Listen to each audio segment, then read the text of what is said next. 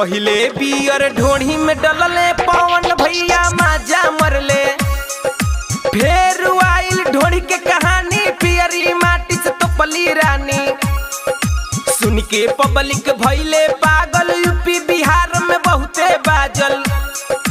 तब भइल खेसारी के नाम ढोढ़ी में टूटल सट के बटाम। छोड़े भाई कोइल खीसा हमरो सुना ढोढ़ी चालीसा।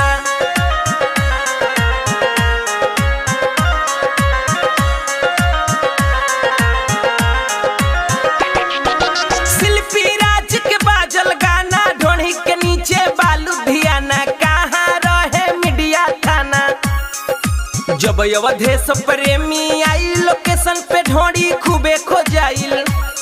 प्रमोद प्रेमी चढ़े लागल ढोढ़ी में पानी अड़े लागल। तब अमित पटेल अइले ढोढ़ी में खूबे सलेंसर सटैले। इहे बा भोजपुरी के खिस्सा हमरो सुना ढोढ़ी चालीसा।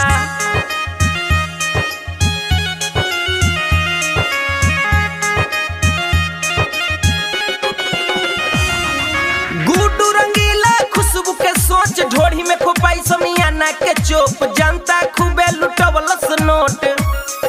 शशि लाल के जागल ताव ढोढ़ी जगे होई घाव। बुलेट राजा के आइल ढील द आज भर ढील द ढोढ़ी जन छील द। तब यल बेल वो सोक आइले ढोढ़ी में पचटकिया टकी गइले। छोड़े भाई कोइल खीसा हमरो सुना ढोढ़ी चालीसा।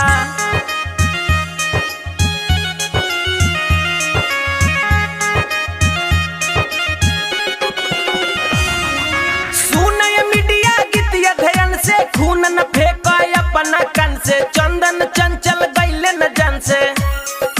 पतिया नतिया पटन बा देवरा ढोढ़ी चटन बा।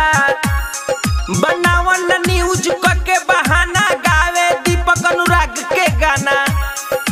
अमरजीत बबुआ साथे बा कहे बतिया साचे बा। छोड़े भाई सबके खिस्सा हमरो सुना ढोढ़ी।